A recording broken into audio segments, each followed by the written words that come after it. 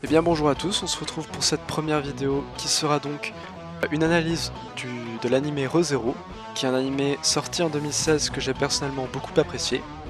Alors on va voir ensemble les différents points qui selon moi font de ReZero un très bon anime.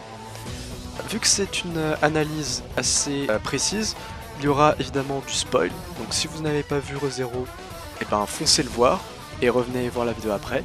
Et si vous êtes juste là pour m'écouter, donner des arguments selon lesquels ReZero est un très bon animé, et bien vous êtes là, bon endroit. Pour cette analyse, je vais vous proposer le plan. Tout d'abord, on va parler de la construction du monde et du réalisme de l'univers, mais également de l'intérêt limité de l'isekai. Ensuite, on va parler du fait que certaines personnes ont pu trouver les personnages clichés, alors que personnellement, je pense que les personnages sont très bien développés, et même la plus grande force de l'anime avec le développement de Subaru et également d'Emilia. Ensuite, on parlera de l'animation et du chara design, mais également des OST, qui, selon moi, jouent un rôle tout particulier et très important dans cet univers. Ensuite, on viendra se poser les questions sur la violence graphique et émotionnelle. Est-ce qu'elle est nécessaire? Est-ce qu'elle est justifiée? Mais également l'intérêt du contraste entre le monde d'Heroic Fantasy qui est très coloré, finalement assez enfantin, avec toutes ces expériences qui sont violentes et gore. Et pour finir, on parlera de l'intérêt du retour par la mort, donc une sorte de reset. Est-ce que ça nuit à l'histoire ou au contraire, est-ce que ça la pousse à avancer beaucoup mieux? Et on terminera tout simplement par la conclusion. Donc, on va parler de la construction du monde et du réalisme de l'univers. Alors pour moi, la construction du monde, elle est assez bien réussie. Malgré le fait qu'on a un début assez brouillon qui nous plonge en plein milieu d'un monde totalement sorti d'Heroic Fantasy, au fur et à mesure des épisodes, on se retrouve finalement à comprendre le fonctionnement du monde dans lequel a atterri Subaru.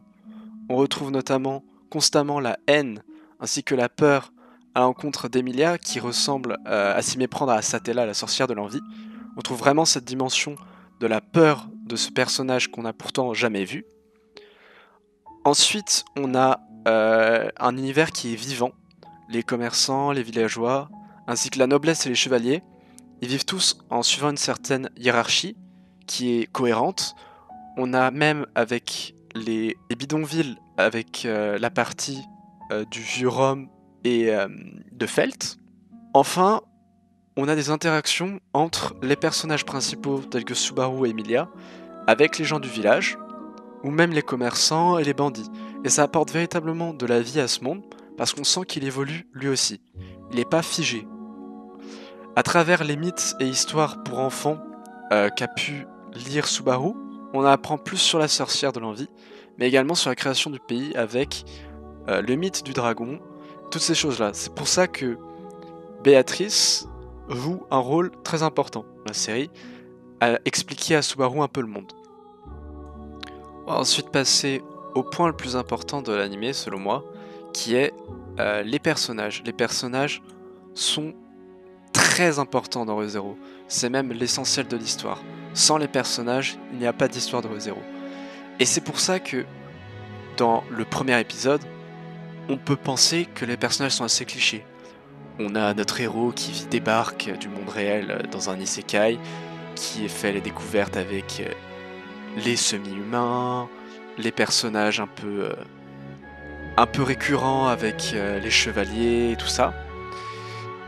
On a Emilia qui paraît comme tout simplement assez belle et incroyable, qui peut utiliser la magie, qui a aidé le héros. Bon, c'est assez cliché, on n'a pas beaucoup de développement au premier épisode. Et c'est justement là la plus grosse erreur que vous pourriez faire. En pensant que les personnages sont clichés, vous allez passer à côté de tout ce qui fait l'essence de ReZero. Puisqu'au final, les personnages sont extrêmement bien développés. Et c'est vraiment un point qui me tient à cœur, puisqu'il y a beaucoup de personnes qui ont détesté Subaru. Alors je sais pas pourquoi, mais justement, Subaru est le fil conducteur de l'histoire. Parce que, pour revenir au point des personnages, on a des personnages et leurs interactions, et c'est le sujet de l'anime. C'est vraiment plaisant de voir à quel point les personnages ils vont changer à travers les épreuves qu'ils vont traverser, ou bien au contraire justement de les voir retourner à zéro, et tous les liens qui ont été tissés vont disparaître. Et on sent à travers Subaru, qui est le seul protagoniste à garder en mémoire tous ces moments passés, à quel point ces relations lui sont précieuses, et à quel point il souhaite les protéger, même au péril de sa vie, et de souffrances innombrables. Mais d'un autre côté, on comprend aussi parfaitement le point de vue des personnages extérieurs qui n'ont aucun souvenir de ces liens. Et ça, on le voit à plusieurs reprises, les personnages qui ne comprennent pas Subaru, qui ne comprennent pas ce qu'il veut dire, ses sentiments, comment il peut être autant attaché à eux alors qu'il ne les connaît que depuis quelques heures, alors que lui, ça fait déjà plusieurs jours, voire semaines, qu'il les côtoie. On a également une vraie symbiose entre tous les personnages, mais surtout entre les deux personnages principaux, Emilia et Subaru. On a d'un côté Emilia qui est une personne blessée profondément par le regard des autres, qui la confondent toujours avec la sorcière de l'envie, et on voit à quel point les gens en ont peur et la méprisent. Alors qu'au final, Emilia est une personne très pure qui souhaite aider les gens. C'est la raison pour laquelle elle souhaite accéder au trône. D'un autre côté, on a Subaru qui, lui, a débarqué dans ce monde sans rien y connaître personne. La première personne qui lui a tendu la main et qui l'a aidé, ce fut Emilia. Et à chacune de ces réalités, à chaque fois qu'il est mort et qu'il l'a repris à zéro, tout a changé autour de lui, que ce soit les événements, les comportements, sauf Emilia. Emilia a toujours été la personne qui lui a fait confiance et qui l'a sauvé. Et on a donc une vraie symbiose entre ces deux personnages. Mais la grande force de l'anime, c'est aussi que la majorité des autres personnages sont importants. Ils ont tous du temps à l'écran et un développement qui est suffisant. On a par exemple Kush avec l'épisode de la baleine blanche, mais également Felt pendant les premiers épisodes, mais également la confrérie des chevaliers avec les nobles pendant l'élection du roi. On sent vraiment que tous les personnages dans l'histoire ont une utilité. Ils n'ont pas été introduits sans raison, ils vont avoir un rôle. Chaque personnage a un rôle, a son comportement, et à chaque retour par la mort, on aperçoit les changements dans leur comportement. On arrive au point qui me tient le plus à cœur et qui, selon moi, fait vraiment de cet animé une merveille et une pépite, c'est le développement de Subaru. Comme j'ai dit précédemment, beaucoup de personnes n'ont pas aimé le personnage de Subaru, parce qu'il criait beaucoup, qu'il était un peu pénible à force de toujours dire la même chose, vouloir rigoler, mais justement, c'est ce qui fait que Subaru est vraiment incroyable. C'est un personnage qui est très basique. Au commencement, c'est juste un ado qui vit reclus chez lui à jouer aux jeux vidéo et qui sort juste pour aller manger ou lire des mangas. Mais à travers toutes ces expériences si dures et si douloureuses, il va mûrir tout au long de son périple et ça va permettre d'avoir un personnage qui est vrai. Il peut paraître arrogant, détaché de son monde lors de certains événements, mais pour moi, il n'en est pas détestable, parce qu'on comprend comment il peut se sentir à l'égard des autres. On a quand même une personne qui doit affronter seule toutes ces morts brutales, surmonter le traumatisme de se faire couper un bras ou de se faire tuer, mais il est seul et il doit réussir à sauver tout le monde. On a un personnage qui est au final profondément humain, parce que c'est pas un super héros, il n'a pas de super pouvoir ni une super force, il peut pas tout surmonter tout seul. Et malgré tout, il a quand même la volonté de réussir à tout surmonter, à tout faire, mais il se rend compte qu'il ne peut pas tout faire tout seul. Et le passage de remise en question, le moment où Subaru vient se demander si tout ce qu'il a pu faire finalement, est-ce que ça a été utile? Il est sur le point d'abandonner tout le monde, tous ses efforts, il est sur le point de les jeté, car il pense qu'il ne peut plus rien faire. Il est arrivé à ses limites. Mais la scène de déclaration de Rem qui va s'imposer comme étant un soutien à ses côtés, en plus d'Emilia, qui malgré tous les changements, tout ce qui pourrait arriver, restera à ses côtés, c'est une scène qui est extrêmement forte. On a une remise en question avec le discours de Subaru qui est incroyable, où il se dénigre complètement, il en vient à dire qu'il sert à rien, que c'est un déchet, et au contraire, Rem qui va lui expliquer toutes les qualités qu'il possède et en quoi il l'a sauvé. Pour moi, à travers tout ReZero, Subaru, il va devenir un personnage vraiment humain, profondément humain. Et ça nous permet de nous identifier au personnage beaucoup plus qu'un simple héros parfait qui pourrait réussir toutes les épreuves. Et le personnage de Subaru, son évolution, ne serait rien sans Emilia. Et c'est le duo qui est vraiment très puissant et qui façonne l'histoire et la manière d'avancer. Puisque les deux personnages ont chacun besoin l'un de l'autre. Pour Subaru, Emilia est la personne qui l'a sauvé, sans autre arrière-pensée, une personne profondément gentille et attentionnée. Et elle est le but de Subaru dans ce nouveau monde. La sauver est la seule raison qui a maintenu Natsuki Subaru sain d'esprit pendant toutes ses morts et souffrances. Elle était la seule à le consoler et même lorsqu'elle ne savait pas ce qui se passait, elle a réussi à le calmer, à le rendre heureux et sain à nouveau. Mais malgré tout, puisqu'il est le seul à se souvenir de tous ces moments passés, tout ce qu'il a pu construire dans leur relation, on a au final une relation très tendue et très compliquée, rattrapée par beaucoup de secrets et de non-dits, puisque Subaru ne peut pas expliquer la vérité à Emilia, autrement, soit elle meurt, soit il est rattrapé par la main de la sorcière qu'on a pu le voir dans de nombreuses scènes. Mais d'un autre côté, Subaru est aussi le sauveur d'Emilia. Non seulement parce qu'il l'a sauvée de plusieurs morts physiquement, mais il lui apporte aussi l'innocence et la pureté de son amour sans jamais la juger pour ce qu'elle est. Puisque il est le seul à la considérer comme quelqu'un de normal.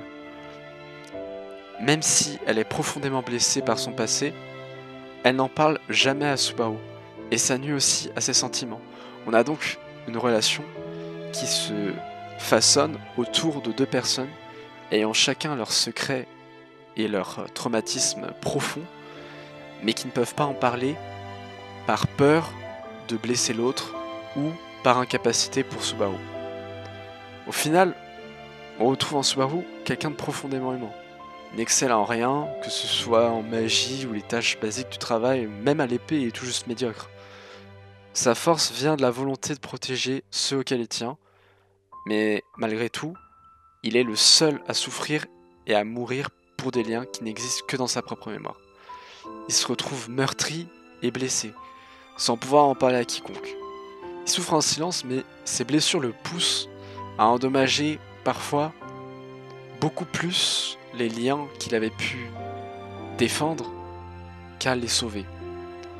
Et lorsqu'il devient fou après s'être rendu compte qu'il ne pouvait pas sauver tout le monde, et malgré toute sa volonté il était incapable de changer le monde seul, on comprend à quel point il se sent brisé. C'est un comportement parfaitement humain.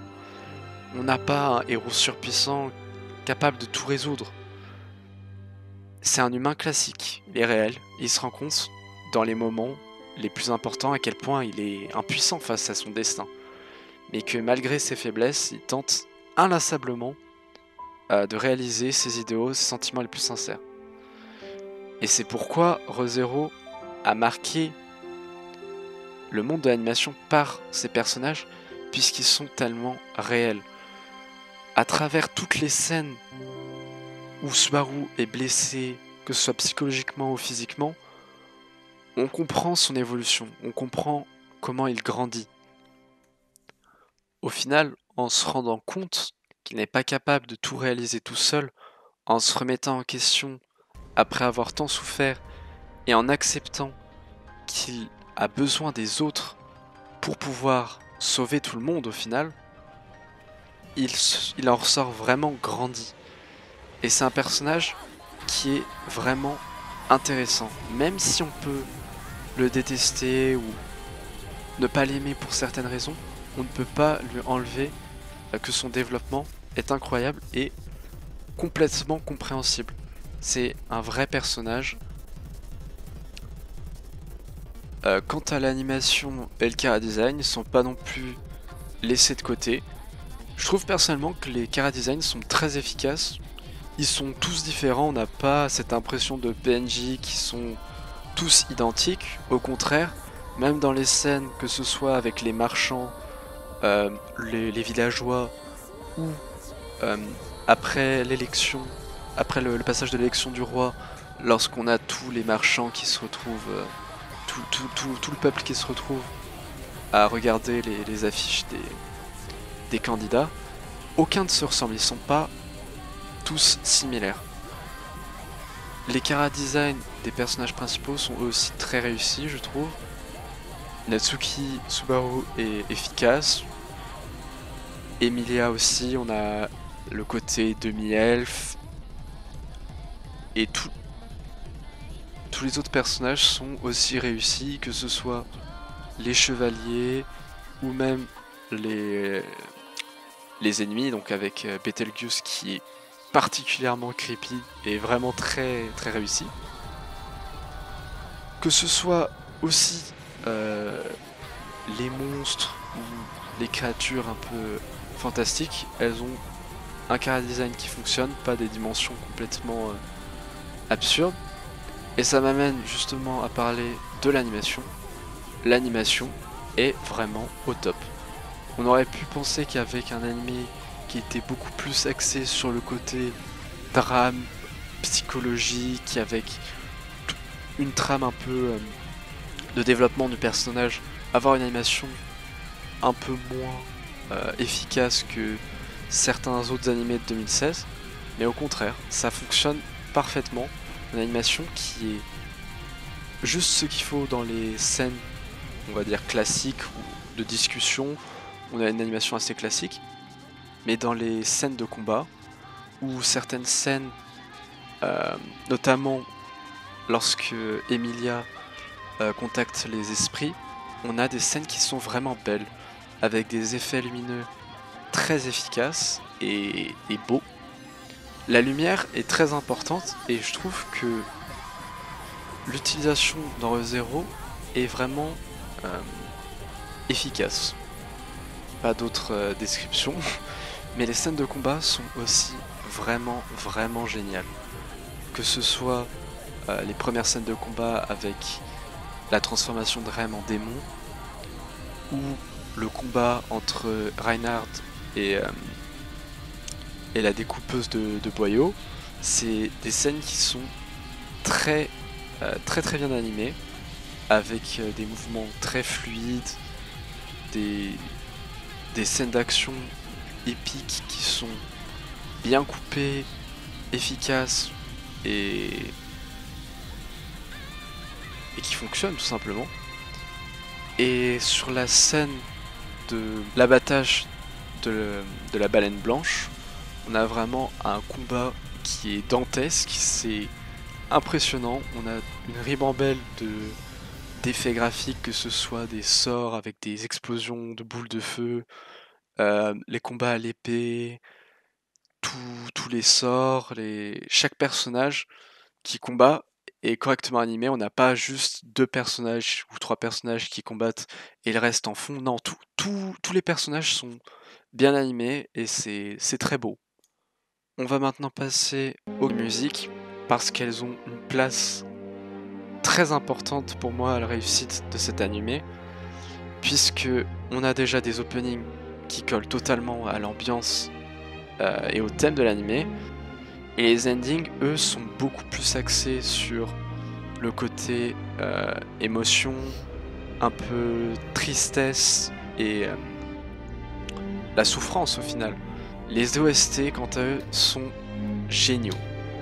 C'est hyper important de le noter parce que ça apporte beaucoup de profondeur aux scènes de désespoir, même aux scènes d'action. Par exemple, l'OST de l'épisode 15 qui vient sublimer la scène qui était déjà très puissante et très triste. Mais on a aussi l'OST de la sorcière qui est totalement étrange, il colle vraiment à l'ambiance. Ça apporte une touche de profondeur et c'est vraiment plaisant. Et pour finir, les OST épiques, ils viennent sublimer les combats. Re:Zero, c'est pas un animé de combat, et pourtant on a des scènes d'action qui sont vraiment géniales. Et la musique compte beaucoup, c'est pas anodin. Globalement, les musiques elles sont au rendez-vous. On a pas mal d'OST qui peuvent être repris et qui sont assez cultes, ça colle vraiment à l'ambiance et ça apporte beaucoup d'émotions qui sont subjuguées par l'ambiance oppressante et les musiques puissantes et touchantes. Mais il faut pas non plus oublier, je le mets dans cette catégorie musique OST, mais le voice acting. C'est-à-dire les personnes qui vont doubler les personnages ont fait un taf incroyable. C'est pas surjoué, c'est pas non plus des voix trop enfantines ou quoi que ce soit. On a vraiment un voice acting qui est parfait. Ça colle totalement au personnage et c'est vraiment un très bon point. On va maintenant aborder le point de la violence qui est un point très important dans Re:Zero. En étant objectif, c'est vrai qu'il y a beaucoup de scènes très graphiques et violentes. On a même de la torture, parfois des démembrements. Ça peut sembler de trop, mais en fait non, ces scènes sont utiles. Il n'y a pas de violence pour la violence. Ce sont des scènes qui aident Subaru à grandir mentalement, ou bien à amener au développement de certains personnages. On a par exemple Ram et Rem qui sont développés par leur passé assez tragique, avec le culte de la sorcière qui vient tuer tous les membres de leur village, sauf elle, et Ram, l'enfant prodige, doté de magie et de talent assez incroyable, qui va perdre sa corne. Et le fait de perdre sa corne, qui va être un traumatisme pour Rem, et ce traumatisme va être délié par Subaru à travers l'histoire. Ce qui va amener Rem à s'attacher beaucoup à Subaru et à devenir un support durable et très important, à la fois mentalement et physiquement. Donc, comme on a pu le prouver cet exemple, la violence, elle n'est pas purement graphique, ni purement inutile. C'est pas juste montrer des scènes de violence, c'est de la violence avec un but. Si Subaru ne se faisait pas démembrer ou ne souffrait pas de manière horrible à chaque fois qu'il meurt, on n'aurait pas la même sensation et on ne comprendrait pas pourquoi il changerait autant dans son comportement. Mais par ses expériences affreuses et par les traumatismes et la peur que ça lui a apporté, tant psychologiquement que physiquement, puisqu'il a aussi vu toutes les personnes qu'il tenait et qu'il a essayé de protéger mourir, ça l'a également beaucoup affecté. Et c'est ces expériences violentes et tragiques qui vont le faire changer. Donc la violence est nécessaire. Elle a un but et elle a un réel sujet, un réel objectif. On va du coup aborder le dernier point de cette analyse, et c'est tout simplement un des points les plus importants, puisqu'on va parler du retour par la mort, une sorte de reset. On peut penser de prime abord que le retour par la mort, ça va enlever de la tension et le suspense d'échouer à sauver quelqu'un ou à réussir une tâche, mais en fait non, pas du tout. Ça rajoute de l'intrigue, du mystère et même des enjeux. Parce que à chaque fois que Subaru va mourir, il va revenir à un certain point. Certes, mais c'est pas lui qui va décider de ce point, c'est pas comme une sauvegarde qui pourrait activer à n'importe quel moment, pas du tout. Il revient à des endroits qui sont choisis par on ne sait quelle raison, et c'est en soi déjà une forme d'intrigue. À chaque fois qu'il va mourir, il va falloir qu'il identifie les causes de sa mort, essayer de comprendre pourquoi il est mort, et essayer de trouver une solution à comment ne pas mourir, ou alors comment sauver les autres personnes. Et ça, c'est un mécanisme qui est vraiment très intéressant. À chaque fois qu'il va mourir, il va devoir retracer tout ce qu'il a pu faire avant. Et c'est bien ce qu'il essaie de faire au manoir de Roseval. Il va essayer de refaire la même journée exactement à l'identique. Et pourtant, en faisant ça, il va toujours mourir. Lorsqu'il commence à désespérer, il va comprendre qu'il ne faut pas qu'il fasse exactement de la même manière. Parce que la raison pour laquelle il meurt, c'est qu'on ne lui faisait pas confiance, qu'il sentait l'odeur de la sorcière dans l'envie, et que la méfiance de Ram et Rem les ont conduites à le tuer. Donc, c'est un aspect qui est vraiment important, le reset. La mécanique du reset n'est pas utilisée comme dans un jeu vidéo. Elle est intelligente et a un réel impact sur le personnage principal, et même sur l'intrigue. Parce qu'on a une évolution dans les relations et l'histoire, mais on a juste après une régression de toutes ces relations, de tout ce qui a pu être construit, à cause du retour par la mort. Et ça crée une vraie tension. Parce que la seule personne qui est capable de s'en souvenir, c'est Subaru. Mais c'est aussi la personne qui l'a plus touché à travers tous ces événements. C'est même la seule personne qui est touchée. Et le fait de développer son personnage en revenant à chaque fois au même endroit, jusqu'à ce qu'il trouve une solution, ce n'est pas un prétexte, c'est vraiment le but de l'intrigue. Ça n'enlève en aucun cas l'attention, puisque dans de nombreux cas, et même à la fin de la saison 1, Rem a disparu, que ce soit ses souvenirs ou sa personne, elle a disparu comme elle avait pu disparaître en plein milieu de la saison 1. Et ça prouve bien que son pouvoir n'est pas omnipotent. On peut même, dans une certaine mesure, ne pas le qualifier de pouvoir mais plus de malédiction, puisque c'est sa seule manière d'être utile et d'agir. Et en ce sens, le retour à la mort est vraiment utile. C'est une mécanique qui peut se déclencher à n'importe quel moment et nous faire revenir à un moment qui était pas forcément celui qu'on voulait. Et au contraire, lorsqu'on a des scènes qui sont très gênantes, comme l'élection des rois avec le scandale qui a déclenché Subaru en insultant les chevaliers, et la leçon qui s'est pris en se faisant rouer de coups en affrontant le chevalier qu'il avait insulté, on aurait pu penser qu'il y aurait eu un retour par la mort à ce moment-là, pour effacer tout cet affront, toute cette remise en cause de l'orgueil de Subaru, mais pas du tout. Et ça permet de faire avancer le récit. Le retour par la mort ne va pas s'activer tout le temps, et ça va pas être une sorte de solution facile. Au contraire, ça va pas être une solution, ça va être le problème.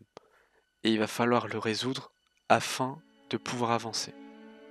On va pas se mentir, Natsuki Subaru porte grandement le récit sur ses épaules, même si les autres personnages sont tous bien développés et importants, il reste tout de même la source du récit. Mais il l'exécute d'une manière vraiment efficace. Et puisque le personnage est si différent par son statut de personne totalement banale, avec aucun talent, aucun pouvoir particulier, qui se remet en question, qui évolue d'une manière assez plaisante et avec des émotions très humaines et très compréhensibles, ça va amener vraiment une profondeur à l'animé qui a rarement été égalée. Après, je comprends très bien que certaines personnes ont pu ne pas aimer le personnage. On a eu vraiment des avis très opposés, et c'est un point qui apporte le plus de débats. C'est compliqué d'apprécier ReZero si vous n'aimez vraiment pas Subaru. Même si le personnage, je pourrais vous en donner beaucoup de qualités, notamment son réalisme et ses réactions très convaincantes, qui permettent un développement très abouti, je comprendrais que vous me disiez tout simplement que vous n'avez pas aimé Subaru et que ça vous a empêché de continuer l'anime. Mais bon, pour moi, ReZero a totalement réussi son pari. en utilisant des événements tragiques, gore, avec une histoire qui est assez mature, des personnages bien écrits, tout ça dans un univers de fantasy assez classique et le thème assez surfait de l'isekai. Malgré tout, on a une histoire qui est entraînante, des personnages qu'on sait apprécier et une trame vraiment efficace, et on se perd pas dans des longueurs ou des difficultés scénaristiques. On a une histoire qui est bien écrite, les personnages agréables, tout simplement un très bon animé. Moi je vous conseille d'aller le voir. Voilà, donc l'analyse est terminée, j'espère que ça vous aura plu. Si vous avez eu un avis différent du mien et que les arguments que j'ai pu vous apporter vous ont convaincu ou au contraire vous êtes toujours d'un avis différent, n'hésitez pas à l'écrire dans les commentaires, ça me plairait beaucoup de savoir ce que vous avez pensé de l'animé, si vous l'avez pas aimé, si vous l'avez aimé, et les raisons. Ça me permettrait, ne serait-ce que personnellement, d'avoir l'avis d'autres personnes, et c'est aussi agréable, ou tout simplement d'améliorer mes vidéos. Donc voilà, n'hésitez pas, je vous dis à plus.